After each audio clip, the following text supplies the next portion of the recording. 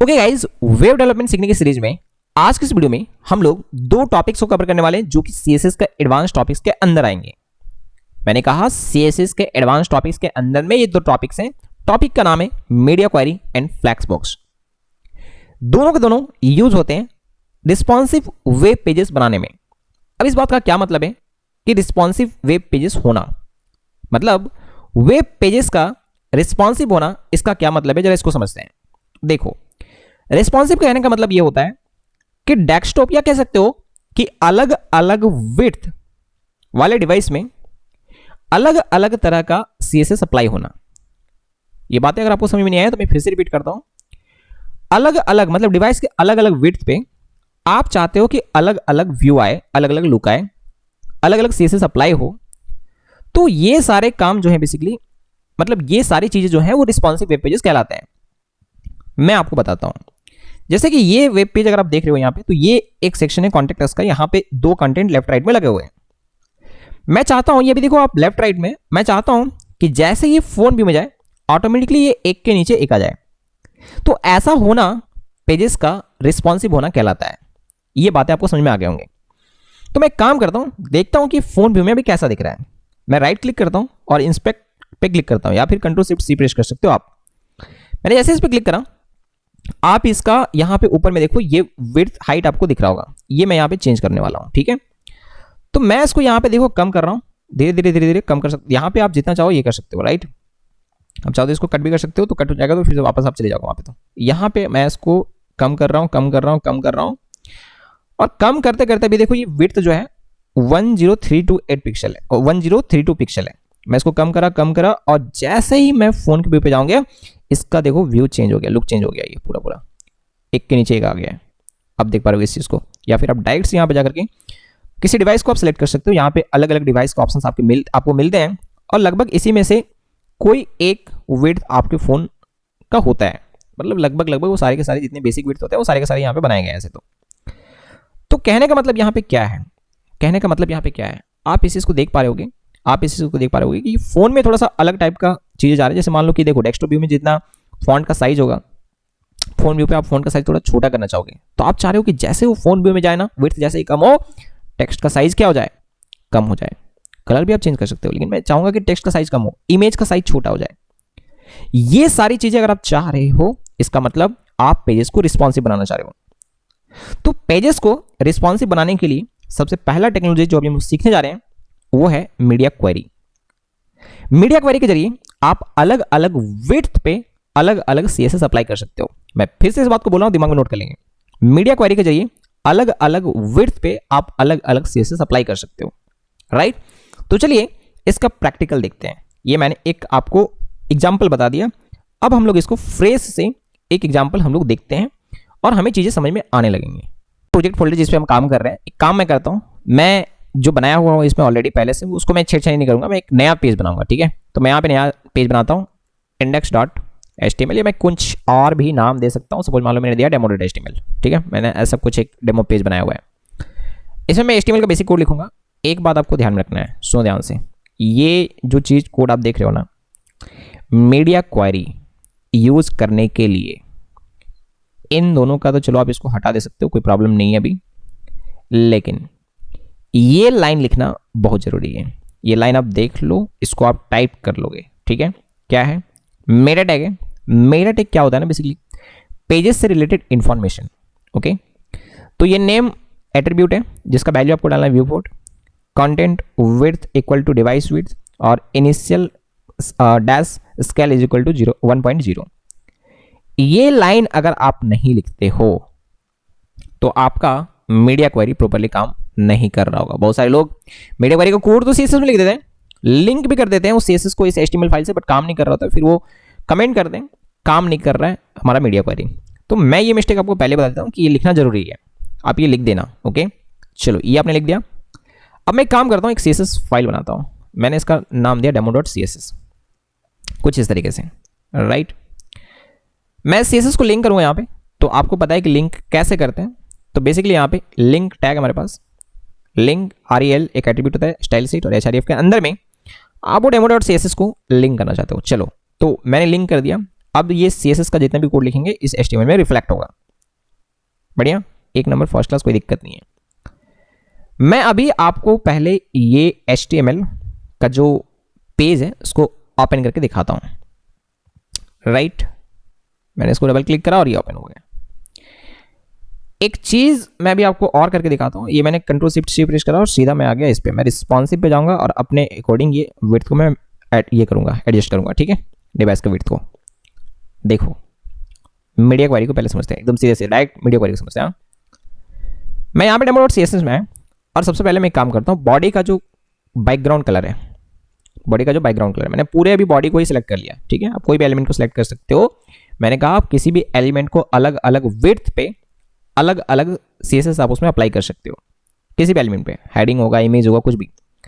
Right, तो मैं अभी डायरेक्ट बॉडी को पहले करके दिखाता हूँ, उसके बाद बहुत सारे एग्जांपल मैं आपको दिखाऊंगा। एक रिस्पॉन्सिव मेन्यू बार भी आपको बना के दिखाऊंगा। आपने देखा होगा ना कि डेस्कटॉप में मेन्यू बार जो ऊपर में होता है वो एक के बगल में एक ऐसा रहा होता है, बट जैसे हम फोन में जाते हैं तो ऊपर एक के नीचे एक आ रहा होता है। वो सारी चीजें मैं आपको बना के दिखाने वाला हूँ, वेट करो ना, पैसेंस रखो। राइट, तो बॉडी बैकग्राउंड कलर मैंने यहाँ पे रखा हुआ है रॉयल ब्लू। ठीक है, ये मैंने रखा हुआ है, तो चलो मैं इसको सेव कर देता हूँ। जैसे मैंने इसको सेव करा, मैं चेक करना चाहूंगा कि वो काम कर रहा है या नहीं कर रहा है। ओके, फर्स्ट क्लास, 1 नंबर, कोई दिक्कत नहीं है। ये मैंने बाय डिफॉल्ट से लिखा है, ये सब विड्थ पे यही रहेगा, रॉयल ब्लू, सारे विड्थ पे। आप कोई भी विड्थ पे चले जाओ, ये रॉयल ब्लू ही रहेगा। मैटर समझ रहे हैं? अगर आप ऐसे लिखते हो जैसे नॉर्मली अभी तक लिखते आए हो, तो वो सब विड्थ पे वही काम कर रहा होगा। अब मैं चाहता हूं क्या हूं, ध्यान से सुनना, ध्यान से सुनना। मैं चाह रहा हूं कि 700 पिक्सल तक, या मैं 500 पिक्सल अगर ये लेता हूं, ठीक है, मैं चाहूंगा, या 750 पिक्सल, जितना भी आप बोल रहे हो, ठीक है, 750 पिक्सल वो विड्थ।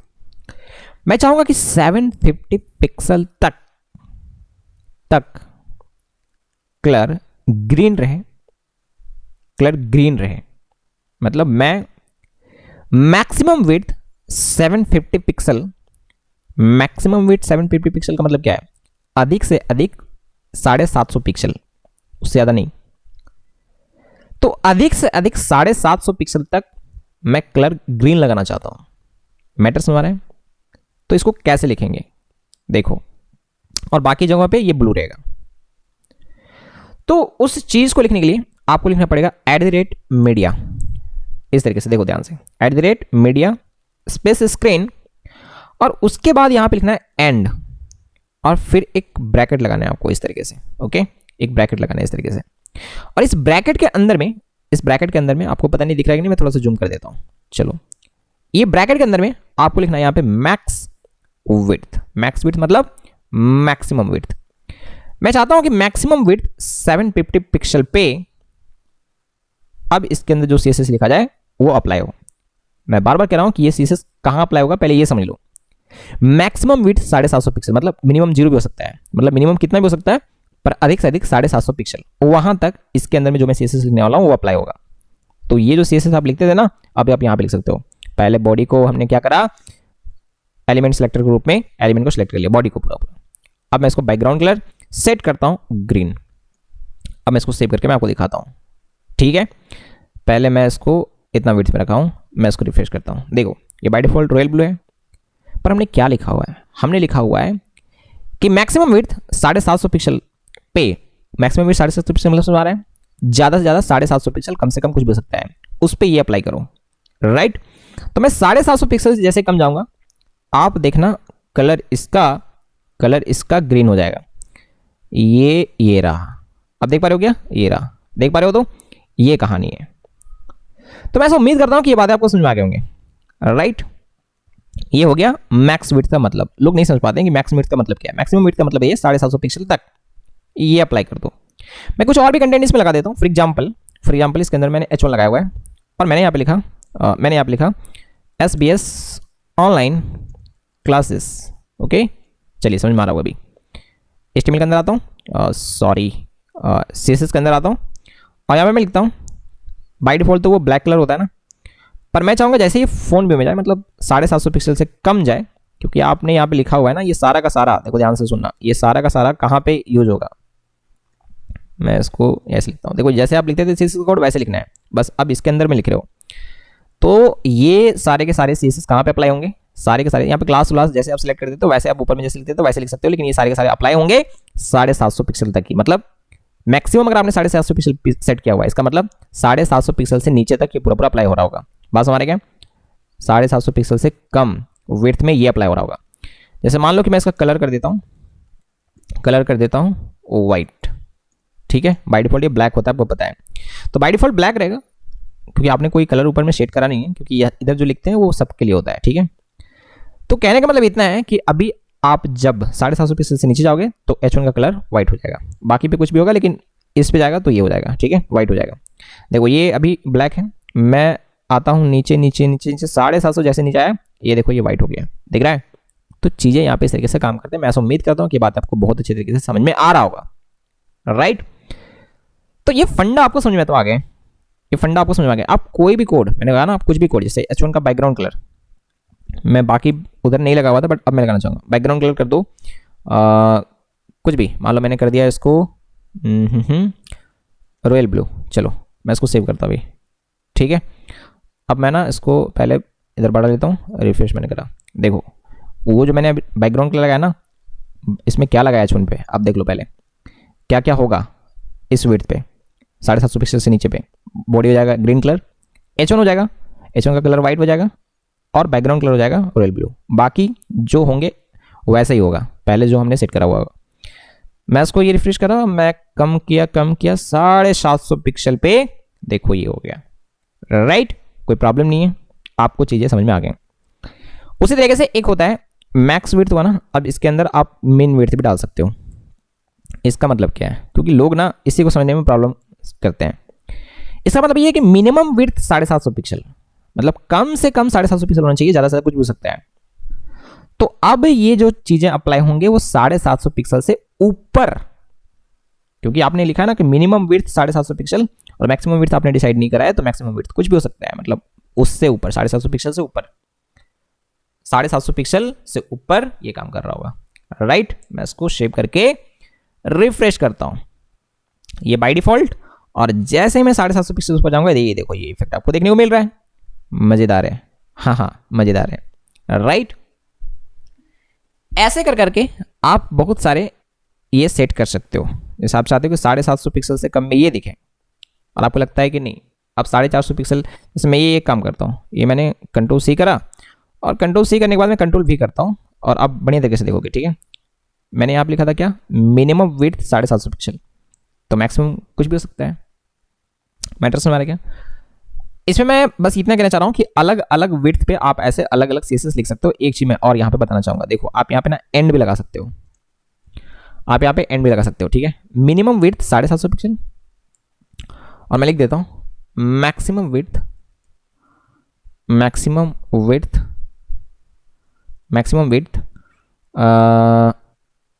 900 या 1000 पिक्सल, ओके।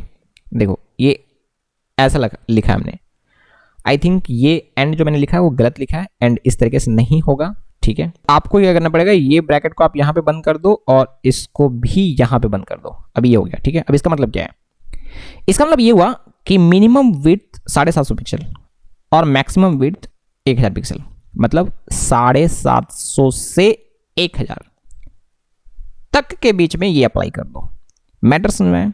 ऐसे करके आप बहुत सारे रेंज सेट कर सकते हो। अब मैं इसको सेव करता हूँ और सेव करने के बाद मैं इसको रिफ्रेश करता हूँ, वो जो चीज़ें हैं ना वो 750 से 1000 के बीच में ही काम कर रहा होगा। देखो मैं पहले 1000 से नीचे आता हूँ, ठीक है, ये रहा, दिख रहा है, तो 750 तक देख रहे हो आप, मतलब ये 750 से 1000 तक, राइट, इसी के बीच में वो अप्लाई हो रहा है। तो आप चीजें इस तरीके से कर सकते हो, बहुत ही शानदार चीज अभी आप सीख गए। देखो अभी ना अब बस इतना ही सीखो, मैं ये कह रहा हूं, धीरे धीरे जैसे जैसे हम प्रोजेक्ट वगैरह करेंगे, इसको यूज करना स्टार्ट करेंगे, तब आपको समझ आएंगे। मैं बस आपको एक बार टॉपिक समझा दे रहा हूं कि ये चीजें हैं, ये ऐसे ऐसे काम करते हैं। जब हम इसको यूज करने लगेंगे तो हमको समझ में आ जाएगा कि इसका एप्लीकेशन क्या है। एक एप्लीकेशन, एक यूज मैं आपको बताता हूँ, इसको नैप बार बना करके, एक रिस्पॉन्सिव नैप बार मैं बना करके आपको दिखाता हूँ। तो चलिए स्टार्ट करते हैं, एक रिस्पॉन्सिव नैप बार बनाते हैं। रिस्पॉन्सिव नैप बार बनाने के लिए मैं सबसे पहले काम करता हूँ, ये सारे के सारे जो मैं है ना कोड मैं वो क्लियर कर देता हूँ, ठीक है। तो ये हमारा demo.css है, इसको मैंने पूरा क्लियर कर दिया है। यहाँ पे कोई भी हमारा CSS का अभी कोड नहीं लिखा हुआ है, राइट। यहाँ पे demo.html में जाते हैं इसके अंदर, और मैं ये h1 को पहले हटाता हूँ और यहाँ पे मैं एक काम करता हूँ, एक डिव बनाता हूँ पहले, ठीक है। डिव मैंने बनाया और इसके अंदर मैं बहुत सारे लिंक बनाऊंगा। देखो नैप बार में जो बेसिकली आपने देखा हुआ है ना, होम लिखा होता है, अबाउट अस लिखा होता है, कॉन्टेक्ट अस लिखा होता है, वो सारे के सारे ना एक एक लिंक है पास हमारे, इसलिए हमें यहाँ पे क्या करना पड़ेगा, बहुत सारे लिंक बनाने पड़ेंगे। मैं तो तुम्हारे क्या, मैं स्टेप बाय स्टेप सारी चीज़ों को बना करके दिखाते जाता हूँ, ठीक है। तो मैंने यहाँ पे क्या करा, एंकर टैग के जरिए मैं लिंक बनाने जा रहा हूँ, ठीक है। और मैं यहाँ पे सपोज लिख देता हूँ होम, ओके, कुछ इस प्रकार से। और उसके बाद यहाँ पे href, अगर आपके पास अभी फिलहाल कोई लिंक नहीं है, मतलब बेसिकली आपको पता होगा कि मैंने एंकर टैग पढ़ाया हुआ है, हम अलग अलग पेज को यहाँ पे लिंक करते हैं, है ना। तो यहाँ पे फिलहाल मतलब अलग अलग पेज का लिंक डालते हैं, तो मैं यहाँ पे फिलहाल एक काम करता हूँ, हैश डाल देता हूँ अगर आपके पास कोई लिंक नहीं है तो, ओके। उसी तरीके से मैं इसको Ctrl+C करके मैं अलग अलग लाइन पे इसको मैं ये लिख दूंगा सेम तरीके से, होम हो गया। उसके बाद मैं यहाँ पे कॉन्टेक्ट अस डाल देता हूँ, मैंने यहाँ पे कॉन्टेक्ट अस इस तरीके से लिखा हुआ है, मैं कॉन्टेक्ट लिख देता हूँ सिंपली, ठीक है। और फिर उसके बाद यहाँ पे मैं अबाउट लिख देता हूँ, ठीक है, कुछ इस प्रकार से। फिर मैं यहाँ पे ब्लॉग लिख देता हूँ, राइट, कुछ इस प्रकार से मैंने 4 डाला हुआ है, आप देख सकते हो। मैं इसको सेव करता हूँ और सेव करने के बाद मैं जरा इसको देखना चाहूँगा कि किस तरीके से दिख रहा है। मैं राइट क्लिक करता हूँ और रिवर इन्फो एक्सप्लोरर, और उसके बाद मैं डबल क्लिक करा, ये जस्ट यहाँ पे ओपन हो गया। आप देख सकते हो यहाँ पे चीज़ें किस तरीके से देखने को लग रहे हैं, होम, कॉन्टेक्ट, अबाउट, ब्लॉग, ठीक है। मैं थोड़ा सा इसको जूम कर दूँ तो आपको चीज़ें इस तरीके से देखने को मिल रही होंगे, बट मैं जूम नहीं करता हूँ, मैं 100% पे चीज़ों को रखता हूँ। अब ये एक के बाद एक इस तरीके से तो आ रहा है। अब हम क्या करते हैं, इसके लिए कोड करते हैं, इसके लिए CSS करते हैं, ठीक है। तो यहाँ पे मैं आता हूँ इस जगह पे और इसके CSS में कोड लिखता हूँ, राइट। सबसे पहले मैं काम करूँगा, ये जो बाय डिफॉल्ट मार्जिन और पैडिंग आता है ना, सबसे पहले मैं उसको हटा दूंगा, बस माने क्या। तो मैंने यहाँ पे क्या करा, स्टार लिखा, मार्जिन 0 पिक्सल और फिर पैडिंग 0 पिक्सल, मतलब बाय डिफॉल्ट किसी भी तरह का मार्जिन या पैडिंग हमें नहीं चाहिए, ओके। तो ये हो गया। उसके बाद मैं क्या करूँगा, यहाँ पे इसमें HTML में आता हूँ और डिव, यहाँ पे मैं इसको क्लास देता हूँ, मैंने इसको क्लास दिया हुआ है टॉप नैव, ओके। या मैं एक काम करता हूँ, इसका नाम देता हूँ नैवबार, है ना, कुछ इस प्रकार से। तो अब मैं इसको सेव कर रहा हूँ और मैं यहाँ पे आता हूँ और इसका CSS लिखना स्टार्ट करता हूँ। तो ध्यान से देखोगे, क्योंकि ये अभी मेन पोर्शन है जो हमें सीखने हैं CSS का कोड, राइट। एक और चीज़ आप कर सकते हो, यहाँ पे मैंने आपको बॉक्स साइजिंग पढ़ाया हुआ है, तो बॉक्स साइजिंग आप बॉर्डर बॉक्स दे दो, राइट। ये चीज़ मैंने पढ़ा रखा है, आप चाहो तो जा करके पिछला वीडियोस अगर अभी तक आपने नहीं देखा है तो आप जाकर के उसको जरूर देखो, पूरा का पूरा प्लेलिस्ट बना हुआ है, वहाँ पे हम लोग कंप्लीट वेब डेवलपमेंट सीख रहे हैं, है ना, पूरा एकदम जीरो से मैंने सिखा रखा है सारी चीज़ें, ओके। डिस्क्रिप्शन में वो प्लेलिस्ट का लिंक आपको मिल जाएगा। अब यहाँ पे क्या है, नीचे आते हैं, यहाँ पे नीचे आते हैं और सबसे पहले मैं टॉप नैव, ये जो है ना हमारा टॉप नैव नहीं, ये नैप बार, ठीक है, मैंने नैप बार नाम दिया हुआ है, तो मैं इस तरीके से इसका नैप बार, इसको मैंने सेलेक्ट कर लिया, ये देखो ये नैप बार है ना, इसको मैंने सेलेक्ट कर लिया। ये पूरा एक ब्लॉक है, इसके अंदर में बहुत सारे लिंक है। तो मैं इस पर आता हूँ सबसे पहले, और इसका पहले मैं कर देता हूँ ओवरफ्लो हिडन, मतलब इसके बाहर कुछ भी जाए तो वो हिडन रहे, ठीक है, कुछ इस प्रकार से। बैकग्राउंड कलर मैं इसका सेट कर देता हूँ, बैकग्राउंड कलर मैंने इसका बैकग्राउंड कलर सेट करा हुआ है रॉयल ब्लू, ठीक है। मैं इसको सेव करता हूँ, सेव करके मैं इसको दिखाता हूँ कि एक्चुअली में दिख कैसा रहा है। तो मैंने इसको रिफ्रेश करा, ये चीज़ें इस तरीके से लग रहे हैं। आई होप कि ये बातें आपको समझ में आ रहे होंगे।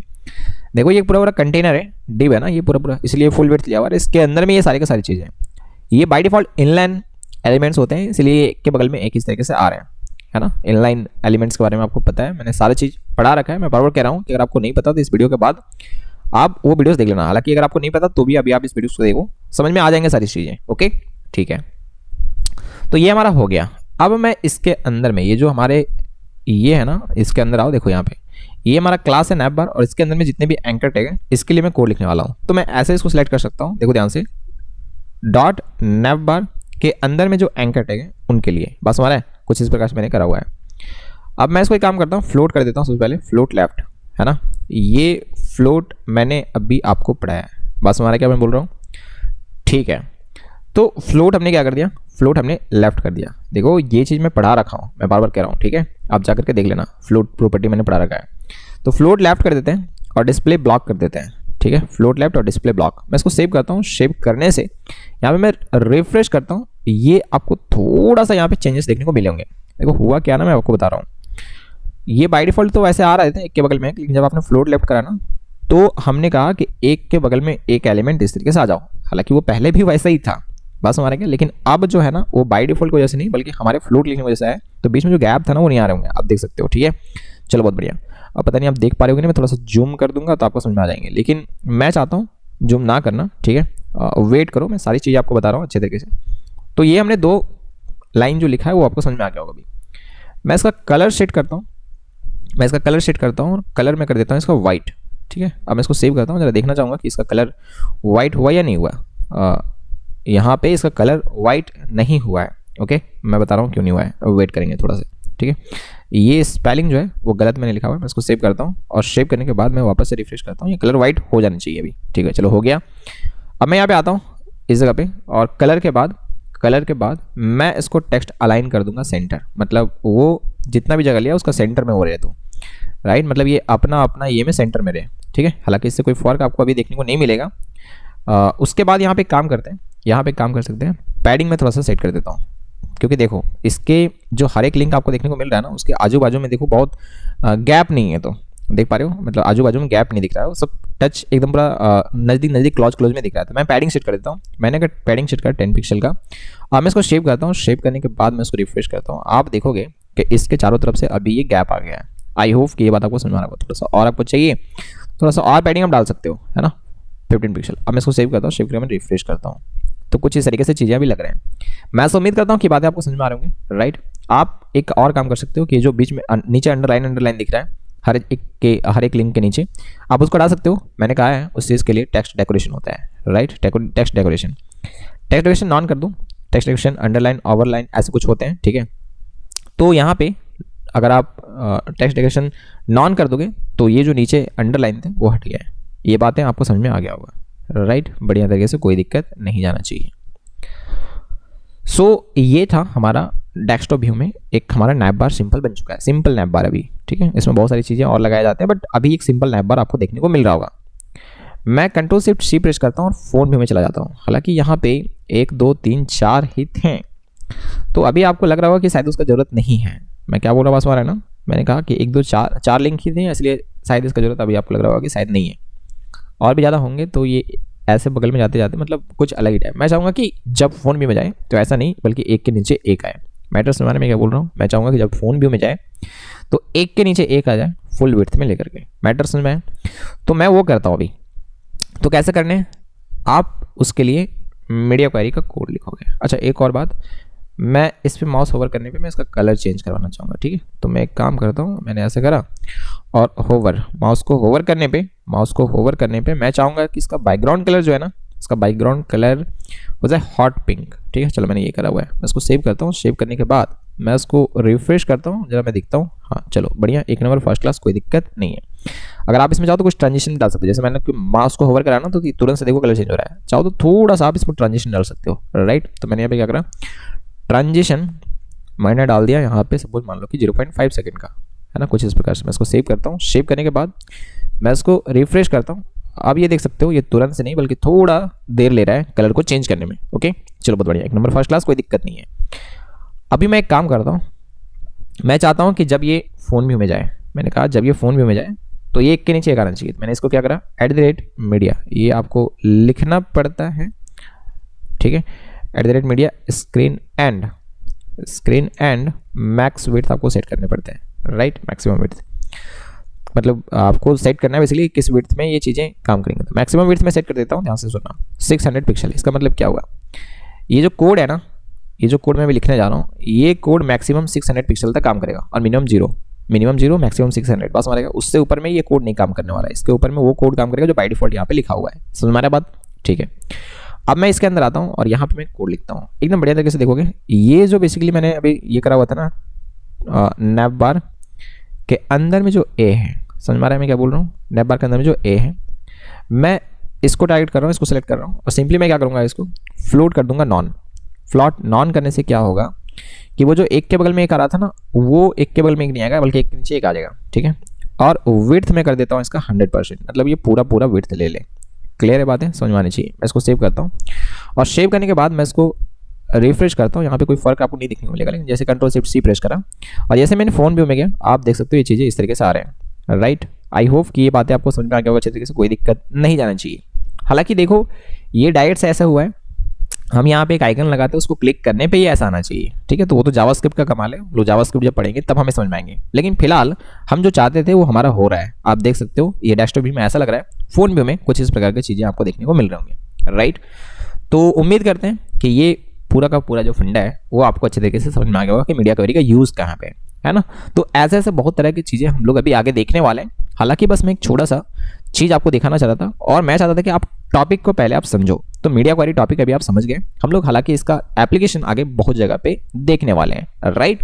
तो चलो अभी के लिए इतना ही, आगे बढ़ते हैं। देखने वाले ना वो है CSS में फ्लैग्स। देखो मैं आपको बता देता हूं, ये बहुत ही ज्यादा यूज हो रहा होगा जब आप किसी वेबसाइट या वेब एप्लीकेशन बना रहे होगे।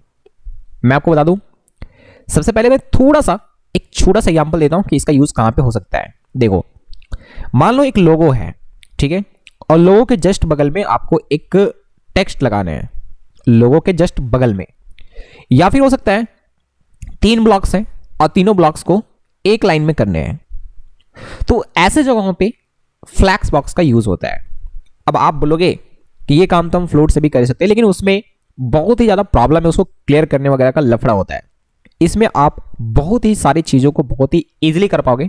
इस वीडियो को एंड तक आप देखो, आपको समझ में आएंगे कि हाँ यार ये वाकई में बहुत ही ज्यादा इंटरेस्टिंग है और बहुत ही ज्यादा चीजें इजीली हो जाते हैं, राइट।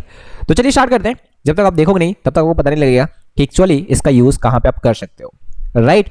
तो मैं आपको बस एक टॉपिक्स को अभी कवर करवा रहा हूं, इसका एप्लीकेशन हम लोग आगे बहुत सारे देखेंगे, लेकिन अभी हम लोग बहुत सारे एग्जाम्पल भी देखेंगे और आप सेम तरीके से बहुत जगह पे इस चीज को यूज कर सकते हो, राइट।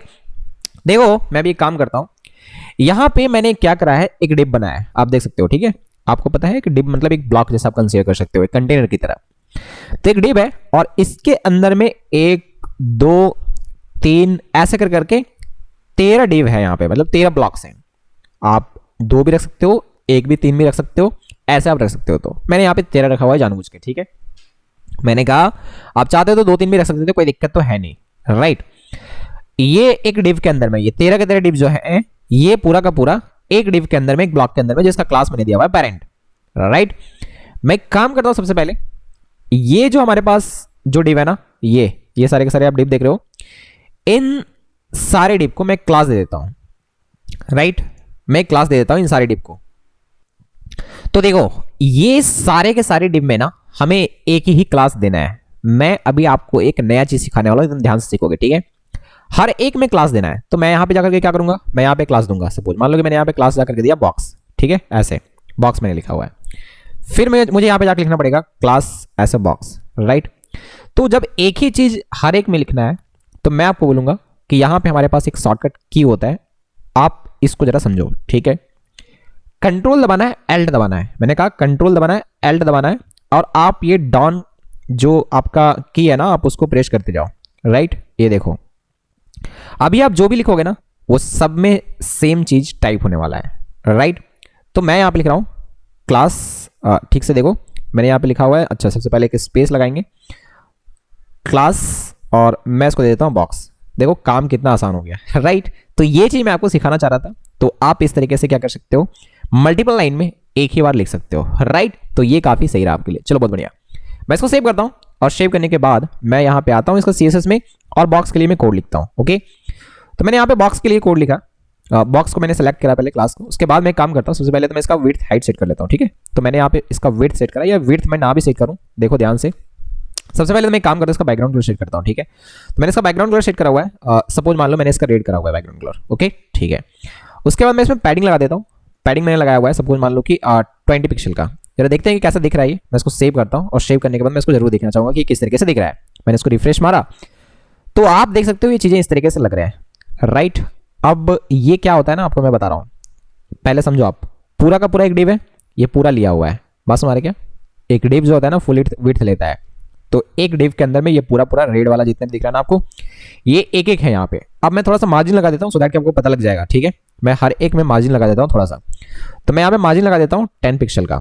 अभी आपको पता लग जाएगा कि एक बॉक्स जो है, एक रेड वाला एक बॉक्स है, ठीक है। तो अभी देखो ये एक रेड वाला एक बॉक्स है।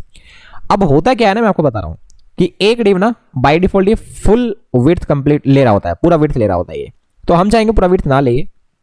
मैं यहाँ पे आता हूँ और मैं इसका विड्थ सेट कर देता हूँ, ठीक है। मैंने इसका विड्थ सेट करा हुआ है सपोज मान लो 100 पिक्सल, देखते हैं कितना लेता है। मैं इसको सेव करता हूँ और सेव करने के बाद मैं इसको रिफ्रेश करता हूँ तो आप देख सकते हो ये इतना लिया हुआ है। मैं थोड़ा सा और कम कर देना चाहूँगा, ठीक है। मैं इसको 100 पिक्सल की जगह पे मैं इसको कर देता हूँ 60 पिक्सल, ऐसे कुछ। मैं इसको सेव करा और सेव करने के बाद मैं इसको रिफ्रेश करता हूँ।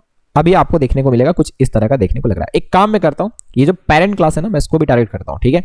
डॉट पेरेंट क्लास मैंने वहां पे बनाया हुआ है ना, पेरेंट क्लास। मैं इसका बैकग्राउंड कलर शिफ्ट करता हूँ, तो मैंने इसका बैकग्राउंड कलर शिफ्ट करा रॉयल ब्लू, ठीक है। मैं इसको सेव करता हूँ अभी। अब मैं इसको रिफ्रेश करता हूँ तब कि आपको पता लग जाएगा कि कितना जगह ये ले रहा था। अब आपको समझ में आ रहा होगा कि चीज़ें क्या है। देखो, एक डिव था, आप कोड में देखो जाकर के, ये रहा एक डिव है जिसका क्लास मैंने पेरेंट सेट करा हुआ है। तो ये एक्चुअली वो चीज़ है। देखो मैंने कहा ना पैसेंस बहुत जरूरी है। तो ये रहा पूरा का पूरा वो बस हमारा है, एक बक्सा पूरा। अब इसके अंदर में ना छोटे छोटे 13 बक्से हैं, 13 बक्से हैं, कंटेनर समझो या बॉक्स समझो, जो भी है मैंने इस तरीके से बनाया हुआ है। क्लियर है बात है।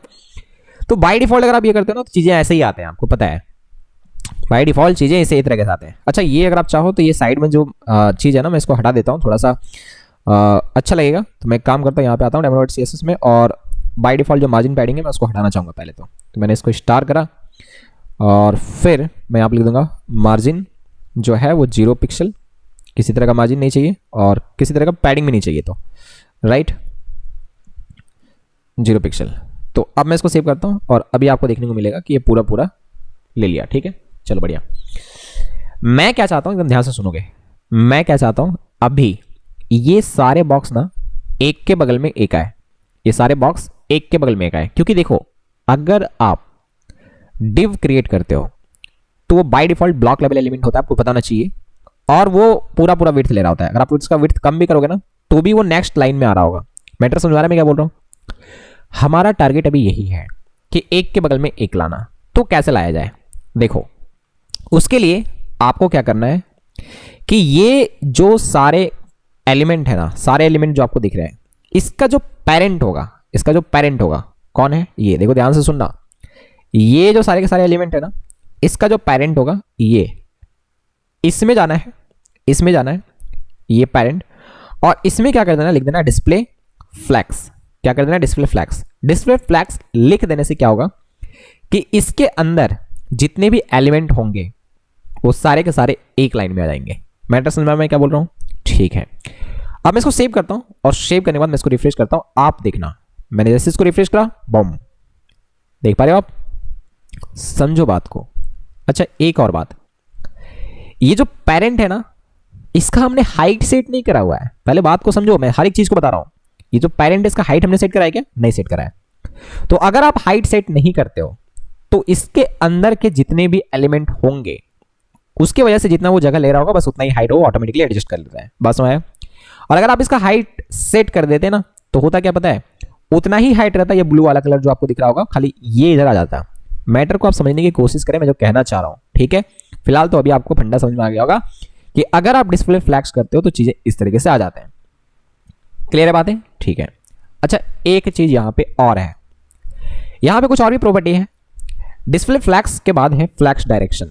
फ्लैग्स डायरेक्शन 2-3 चीजें हैं यहां पे, आप ध्यान से सुनोगे, ठीक है। एक होता है रो। अगर आप ऐसे करते हो ना तो रो वाइज आ जाते हैं चीजें। ये रो में है तो मैं इसको अगर रिफ्रेश करा ना तो ये देखो रो है। अगर मतलब आपने कुछ नहीं लिखा है, अगर सिर्फ आपने डिस्प्ले फ्लैग्स लिखा है तो बाय डिफॉल्ट फ्लैग्स डायरेक्शन जो होता है वो रो होता है। क्लियर है बातें, ठीक है। अगर मैं यहां पे कॉलम कर दूं तो वो एग्जैक्टली वैसे हो जाएगा जैसे पहले था।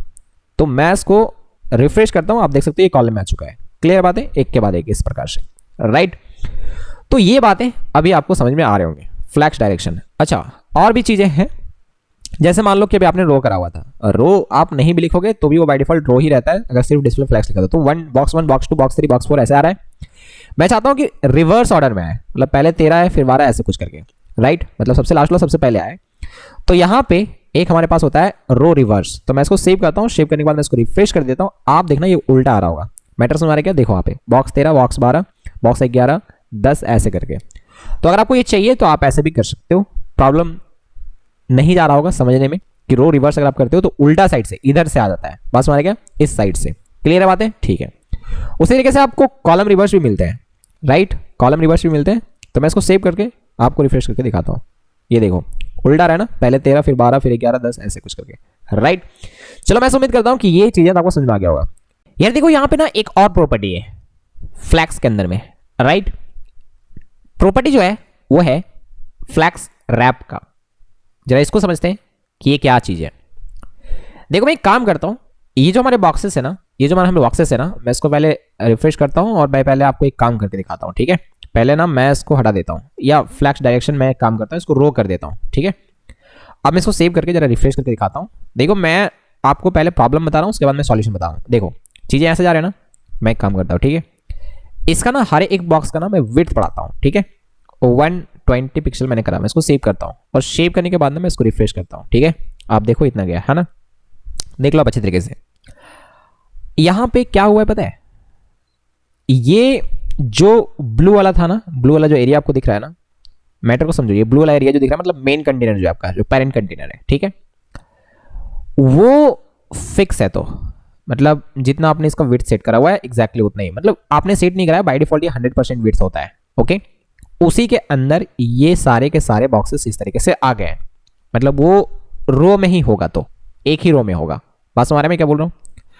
अब आप इसको कितना भी बढ़ा लो ना, जैसे मान लो कि मैंने इसको कर दिया 350 पिक्सल, मैं इसको सेव करता हूं, आप देखना मैं इसको रिफ्रेश करता हूं, वो 350 पिक्सल होगा नहीं।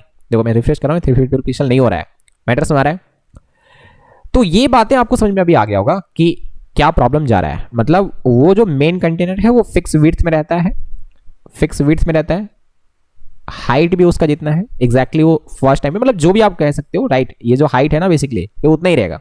देखो ध्यान से सुनना, ये जो छोटे छोटे बॉक्सेस है ना, इनका जितना हाइट है उसकी वजह से जितना हाइट ये ले रहा होगा बस उतना ही हाइट वो रहेगा ब्लू वाला का, मतलब चेंज ही नहीं हो रहा है। क्योंकि देखो अगर ये चेंज होगा ना, अगर ये चेंज होगा तो फिर इसका हाइट भी चेंज होगा।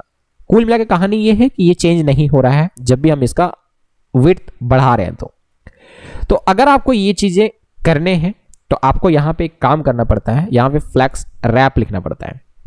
बात समझ क्या, फ्लैक्स रैप। बाय डिफॉल्ट इसका जो वैल्यू होता है वो नो रैप होता है, बात समझ क्या, नो रैप। बट आपको क्या करना है, रैप करना है। मैं इसको सेव करता हूं, सेव करने के बाद मैं इसको दिखाता हूं, ठीक है। मैंने जैसे इसको रिफ्रेश करा आप देख सकते हो चीजें ऐसे क्या, मैटर समझ रहा है। तो अब आप जितना चाहो उतना इस तरीके से लगाते जाओगे, ये एक के बाद एक आते जाएगा। ये जब आप प्रोडक्ट वगैरह जब आप मान लो कि बना रहे हो ना, बहुत सारे प्रोडक्ट मान लो कि आपने सेट करा हुआ है 3 का, तो 3 के बाद जैसे चौथा होगा एक्स्ट्रा नीचे आता जाएगा, मैटर समझ रहा है। तो ये चीजें आपको क्लियर हो जाने चाहिए, राइट।